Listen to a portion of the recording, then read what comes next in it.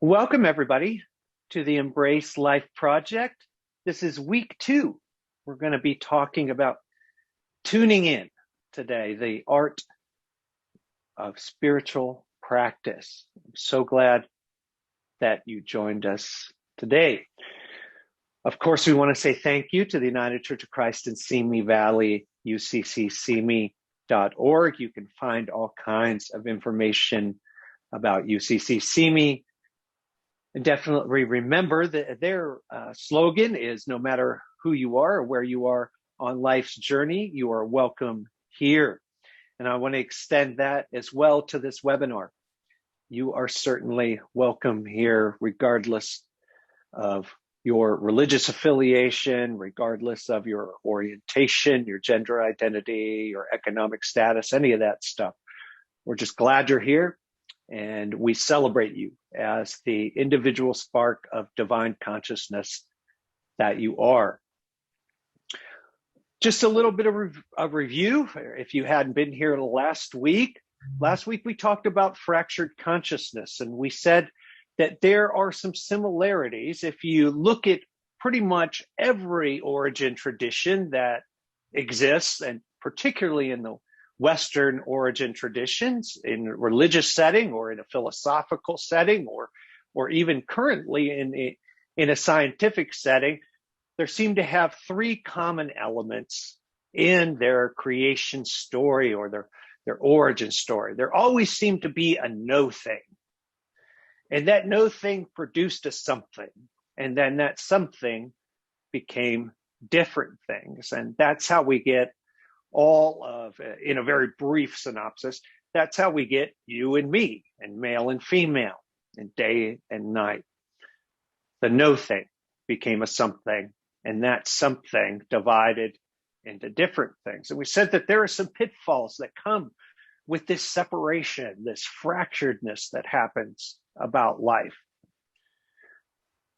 So we basically said in order for anything to exist, we must have separation. In order for there to be a me and for there to be a you in the physical universe, we are by necessity separate. But awareness of this separation can give us the power of connection. We talked a little bit about the flow of reaction versus connection and how this connection between separate people and in the midst of this separation, how this connection works. We talked about the fact that most times we have incoming, the people we meet, the situations we encounter. A lot of times things happen and then we react to them. But we also talked about there is power in the idea that what we do and what we say and how we conduct ourselves has an influence to the people that we run into in daily life. And then we asked you to do a little bit of an exercise this past week, a talking and listening experiment. We asked you to tune in to that connection, have a conversation during the week with somebody or a group of people or on a Zoom call or at work or at home. And just notice, take time to be aware of the connections that are being made during that conversation. Be aware of, am I sharing too much? Is there something that I should be sitting back and listening to what the other person says? And notice maybe our tone or how we're talking to each other. And I just ask you to observe that, notice that, make note of that. And we'll discuss that a little later. But if you tried that experiment this week, I'd like to welcome you to spiritual practice. I know that sounds weird, that a little experiment like that may be considered spiritual practice. But I'm going to say for today, we're going to allow it. I'm going to allow that piece of evidence and say that it is spiritual practice. Here comes the diagram we had from last week. There is separation of consciousness, but there's also a way all of that consciousness connects together. And you notice last week I had this diagram of the greater whole being represented by the number 0, ourselves represented by the number 1, and others represented by 2. And I've added a little picture in the middle of this diagram of a dial. And that's kind of what we did in this experience last week with the talking and listening experiment, was we turned this dial. You know, it's turned more towards other. In that conversation, we experimented with turning that dial towards the other person and seeing what kind of connection we're having, what kind of input we were getting. So with that dial in mind, we saw with the talking and listening experience, we could turn that dial from the talking position to the listening position, thinking about collectively what is needed or what could benefit or what could shed some light into this situation. And sometimes it was saying something, sometimes it's listening to what other people say. The reason I call this spiritual practice is because it helps you practice, it helps you learn the discipline of turning these dials up and down, and we can look at that in a number of different ways. One of the ways we can look at it is in giving and receiving. Maybe we need to turn the dial there. Am I feeling today overjoyed and I can't wait to share something and I'm so excited to tell you about this? I have something to give. Or maybe it's a day where I need something. Maybe I need a word of encouragement. Maybe I need somebody to listen to something I'm going through. Knowing that, being aware of that, and being able to turn that dial back and forth. We can use that dial in embracing and letting go. Maybe we have some habits that we need to get rid of. Maybe we have some bad thought habits that we need to let go. Maybe there's a relationship in our life that we need to let go. Maybe there's some things that we're not doing that we need to embrace a little more. Maybe maybe we've been isolated for too long and we need to go find a community. We need to embrace a community. Maybe we're in a community that is harming us and we need to let that go. So another example of sort of turning the dial from one to the other and adjusting that as needed. So I'm going to illustrate 3 types of spiritual practice. And to do this, I'm going to have you help me with a little bit of an exercise. And the first thing I'm going to ask you to do is think about your favorite type of cake. My birthday's coming up. A friend asked me, what kind of cake do you want? And I said, just plain old white sheet cake from the grocery store. I love just plain old white sheet cake with lots of frosting. What's your favorite type of cake? Think about that. Now I'm going to ask you to do something else. I'm going to ask you to think of every type of cake you can think of. What are all the different kinds of cake that come to your mind? We see the carrot cake there, strawberry shortcake. We talked about birthday cake, yellow cake, whatever the flavor that is. All the different kinds of cake that you can think of. The next step, I'm going to ask you to stop thinking about cake. Put it out of your head for a second.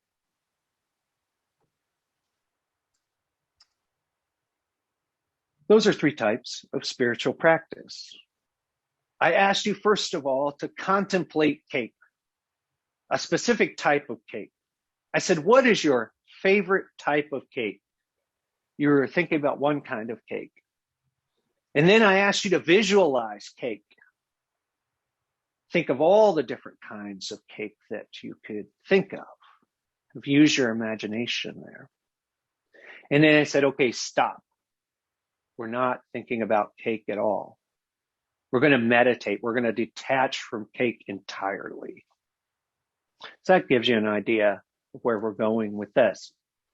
I'm going to ask you, of those, meditation, contemplation, or visualization, which did you find the most difficult? And I'm going to ask you to hold up either a 0 if meditation was the most difficult, hold up the number 1 if contemplation, thinking about one kind of cake, was the most difficult, or hold up 2 if visualizing all kinds of cake was something that you found the most difficult. So if you would go ahead and just indicate If you are on video, I see a 2s, 0s.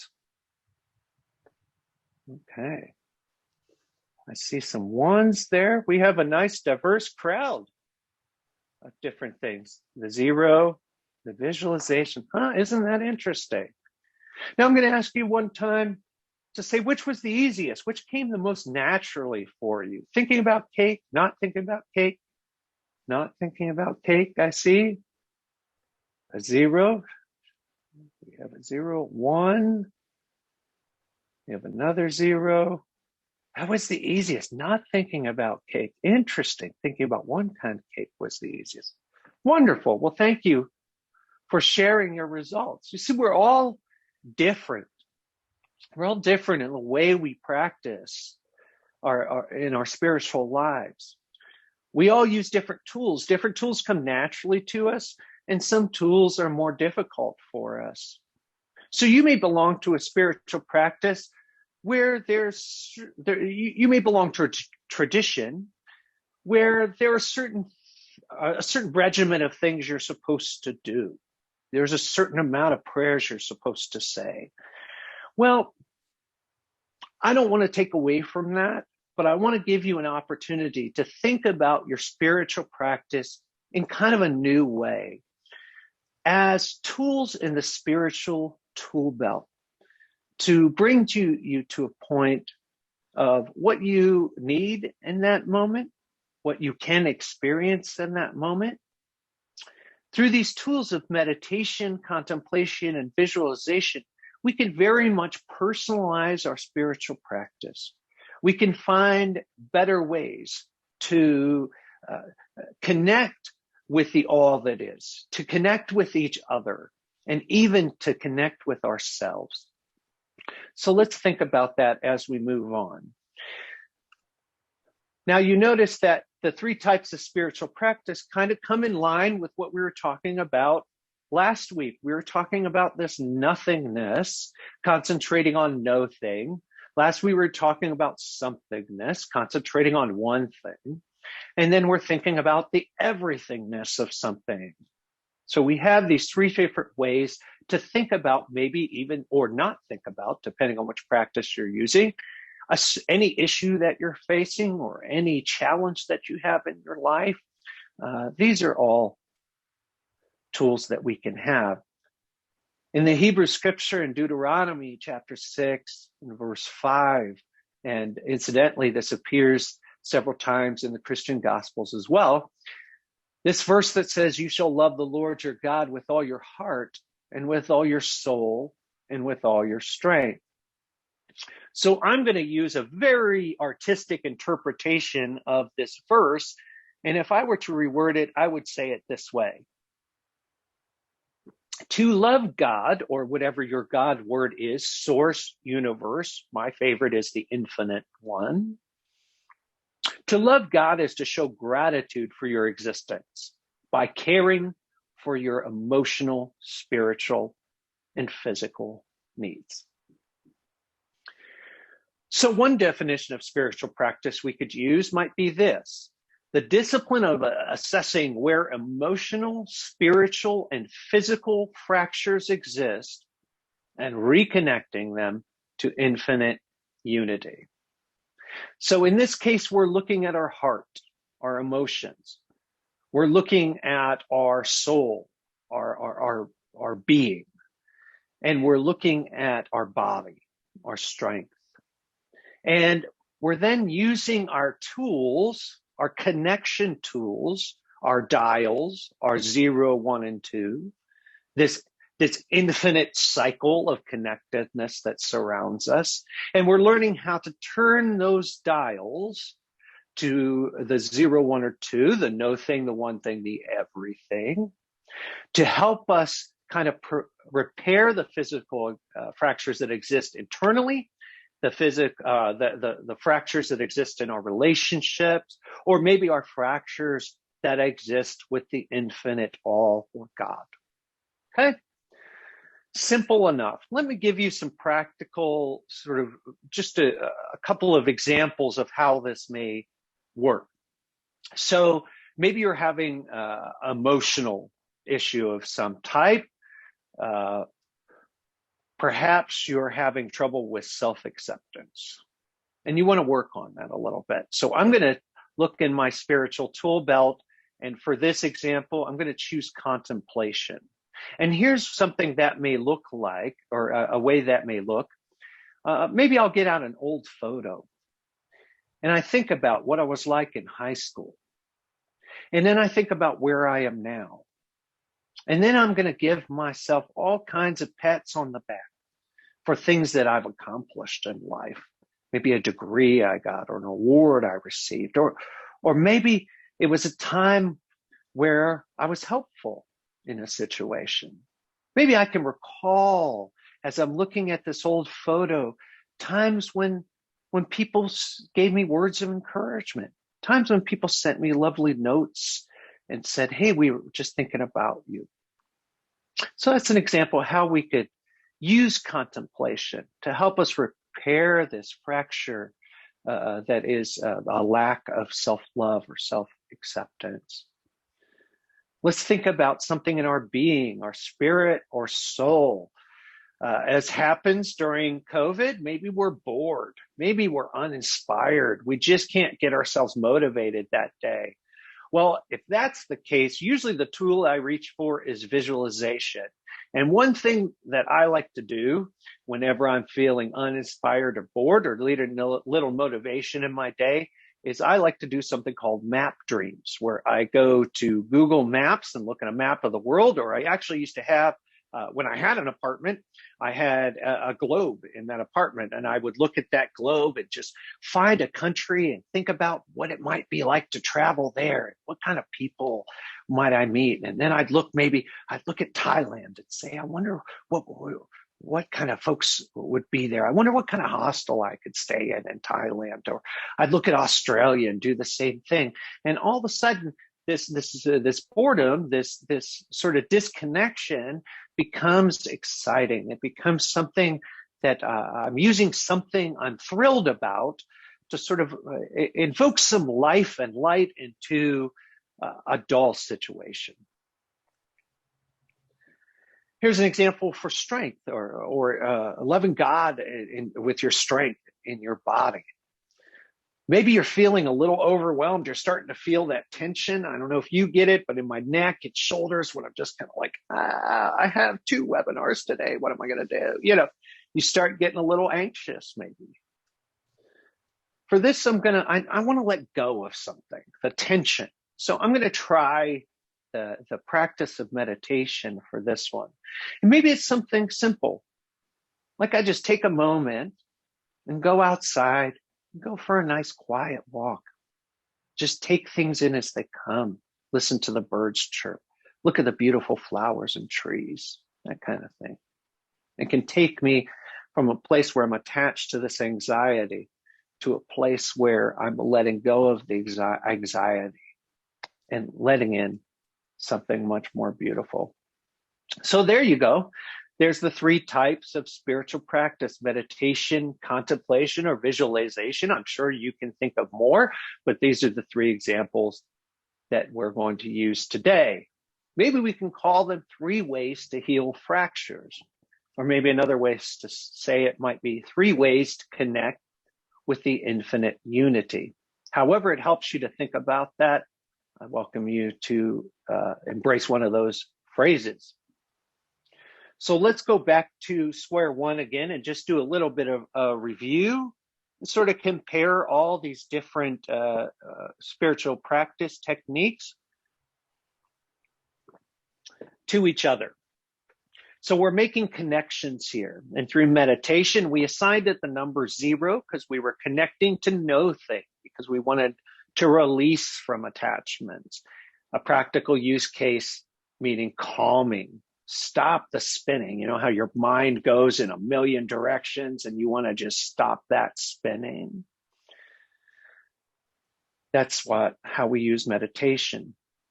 Contemplation, we assigned it the number of 1. We're going to connect to something that might reveal new insights to us. Or we can look at something we're going through. We can untangle internal fractures or fractures that we have with God or with people around us if we're feeling disconnected.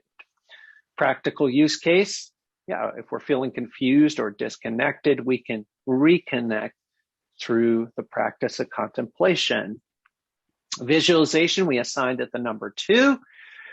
It's to connect to the great everything. We use our imagination. We think about potential. We envision what's possible. So if we're lethargic or uninspired, we can use one of these methods. And let me just say, if earlier you were noticing that visualization was easiest for you, maybe you're a dreamer and imagining things and thinking outside the box. It's kind of your really what you shine at. But maybe those folks tend to be not so good at the contemplation, the thinking of one thing, or the no thing, thinking meditation, thinking of the no thing, because we're so good at imagining. What we're sometimes not good at is getting all that imagining to stop and quiet down. Have you ever heard somebody say, I just have too many ideas? A lot of times I run across in sort of the consulting way, I run across clients who are always, I just have so many ideas and I don't know how to filter them down into one. I don't know how to quiet my mind. Or maybe you're by necessity a very calm person. You're used to not getting very disturbed about anything. You're very good at maybe focusing on things as they are, and you're maybe not much of a dreamer. We can use these tools if we know where we are and what our natural gifts are. We can use these tools to help us get good at the other stuff.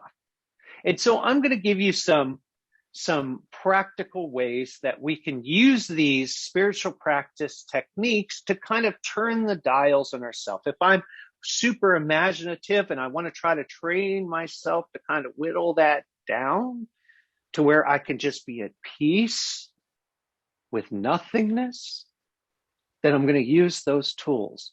So in meditation, many usually find this the most difficult, although some of you said this was the easiest for you. So namaste and congratulations. We use it to stop our mind from spinning. And of course, you don't have to become a master of meditation overnight. There's simple things we can do to train our minds to quiet down. And I'm the one who I enjoy visualization. I'm real good at that part. And I was real not good at the meditation part. And it took a lot of training my mind how to be able to do that. And I'm happy to say much easier these days. Sometimes I do it, don't even realize. So here's some, if you struggle with meditation, concentrating on no thing, let me give you a couple of methods that might help you get a little better at that. I call this the paper method. We're going to find a quiet place and write down a concern, a source of anxiety, a goal, or some item that is on your mind. You're going to write that down on a slip of paper, right? So in your mind, you're thinking of the one thing, yes, that you're spending so much time worrying about. Spend a minute or two and just stare at that word on the paper. Let it kind of wash over you. Then you're going to close your eyes. You're going to begin folding or tearing that piece of paper as much as you can. Just ball it up as much as you can, or tear it in the tiniest shreds that you can. And while you're doing it, just concentrate on the motion of tearing or the motion of folding. And then just stay with it for a moment. And when you're ready, you can return to your physical consciousness. This is a way we're acknowledging the thing that we're thinking about, and we're physically putting that thing away. So we're training ourselves to be able to take from thinking about something to be able to put it away. And the more you try this method, you'll be surprised at how good you get at when you close your eyes, that just focusing on that sensation of the folding, right? Training our minds. Here's another method. I'm going to ask you to try this one along with me. This is the just breathe method. You're going to find a quiet place or find a Zoom chat room in this case. We're going to pick an object in the room. For me, I'm staring at the screen that you were all staring at. So I'm going to pick where it says 5-minute meditation methods. I'm going to pick that number 5. And I'm going to pretend that there's a tube attached to that number 5. And then I'm going to breathe in. Pretend that I'm getting my breath from that number. Then I'm going to pause. And I'm going to let that breath out. I'm going to send it back towards that imaginary tube, toward that object. And then I'm going to repeat that over and over again. And then when I'm ready, I'm going to close my eyes and just concentrate on the breath pattern rather than the object. Okay? Let's try that really quick. Pick an object in your room or on the screen if you like. Pretend there's a tube connected to that thing you're staring at and just take a breath in. I'm going to hold it, linger at the top of that breath, and then exhale back down the imaginary tube to that object. Breathe in. Pause. Breathe out. Then when we're ready, close our eyes. Breathe in. Pause. And breathe out. When we do these things, again, we're using an object to pay attention to and then to not pay attention to. And we're trying to get out of the habit of investing all of our strength and energy into something and letting it sort of harm us. We want to be able to detach from those things that are weighing us down.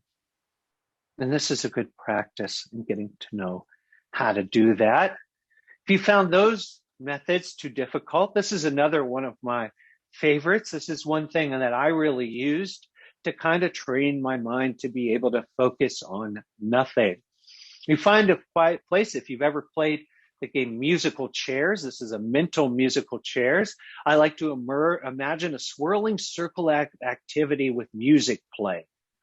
And every so often, I'm going to shut off that image and replace it with a blank screen. Like the music stopped in musical chairs and everybody ran for a chair. We're going to hold that silence for a few seconds. And then we're going to allow the music and swirling activity to begin and repeat as many times as we can.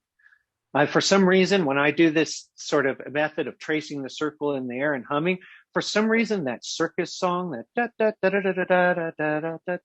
always comes into my head. I don't know why, but I always go.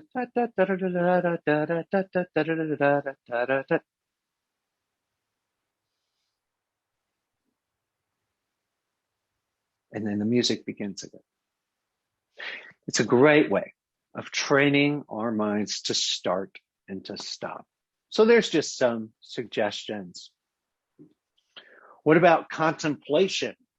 We're focusing on one object or issue at a time. It can be used to gain new insight or untangle a complex issue. And by the way, it can add actual value, as a side note, to saying, my thoughts and prayers are with you. Because when I say, I'm going to pray for you, it means that I'm going to go home and I'm going to contemplate your situation. I'm going to really contemplate what it is you're going through. If you're suffering with something, I'm going to think about that in the context of how all suffer with this, how I've suffered with this. And sometimes in that contemplation, there will be an idea that will come as to how I can be of assistance how I can offer a kind word, our talking, or maybe the best thing I can do for you is to invite you to talk to me, to turn up the volume on my listening skills. See what I mean? This is contemplation. Let's look at some examples. The stare and say method, I call it. You find a quiet place, you light a candle, or focus on an object in a room. Announce out loud every thought that comes into your head. So, for example, I'm going to use this glass of water. I'm going to tune all of you out and focus on the glass of water and just begin to say everything that comes to my head about this glass of water. The green color of the glass, the viscosity of the water, the light that's shining through the water. I can think of the refreshing quality of drinking the water. There's a little bit missing at the top, but there's all this water. Imagine this water just filling up to the top and overflowing from the cup. When the thoughts start to slow down, we're going to breathe and we're going to close the time. And if there's anything from that contemplation, anything that really sticks out to me, I'm going to write it down. So say I thought about the overflowingness of this water coming out the cup. That just really stuck with me for some reason. I thought about that.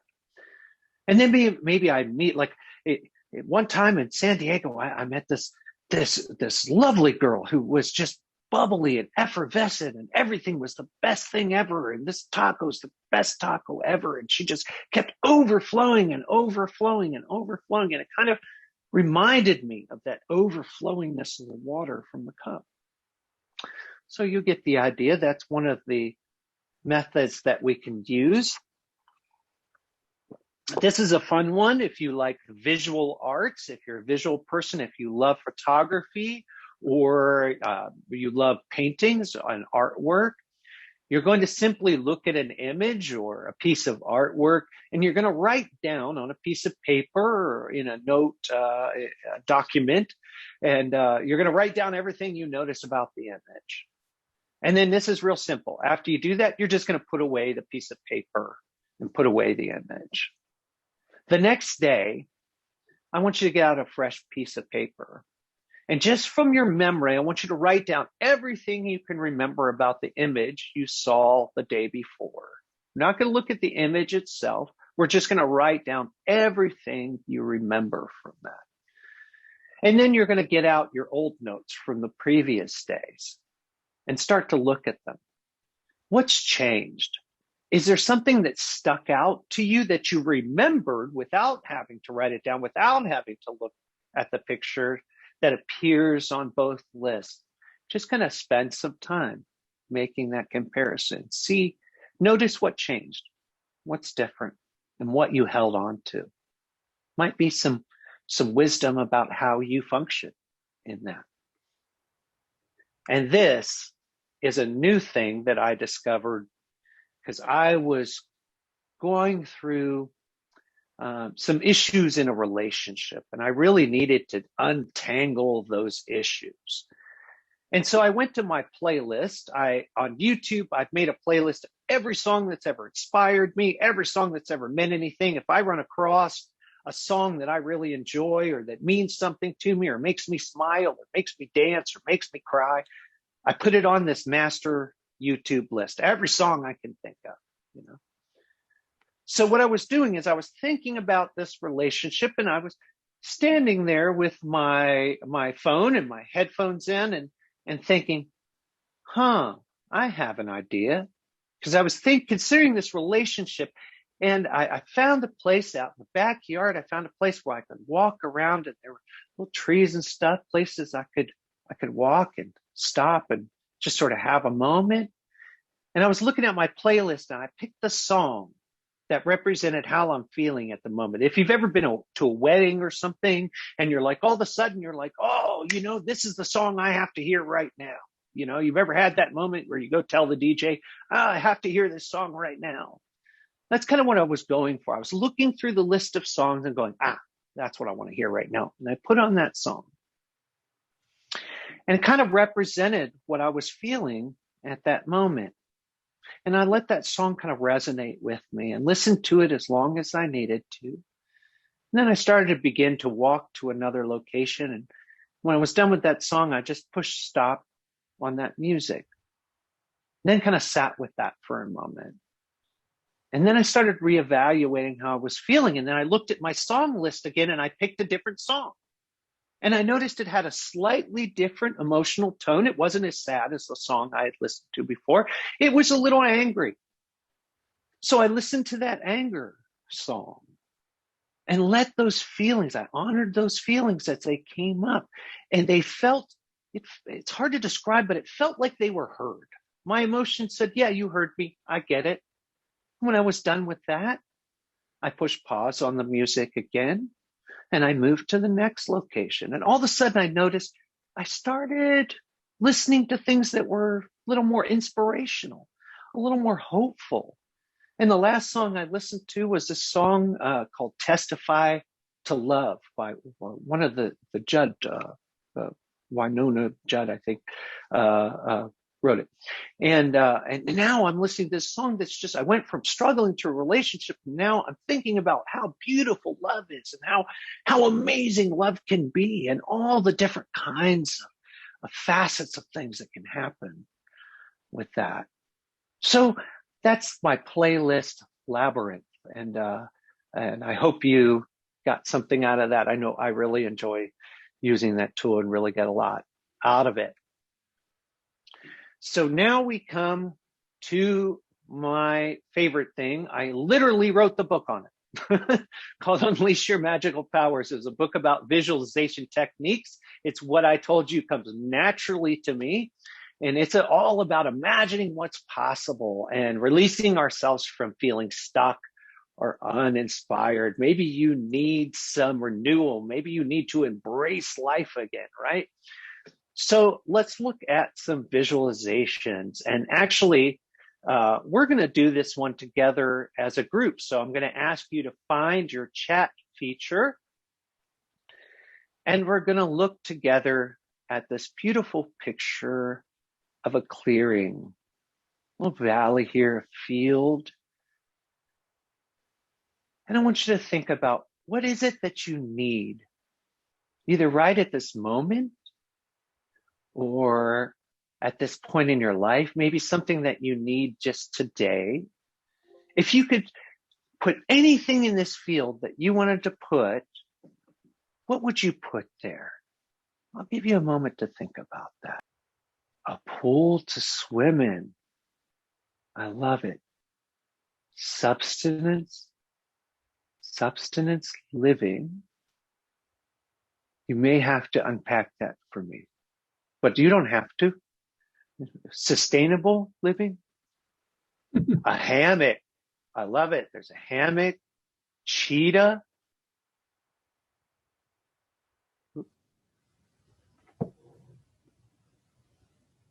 A tent.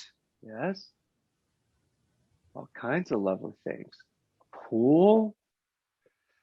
I might put like a nice, refreshing beverage in there.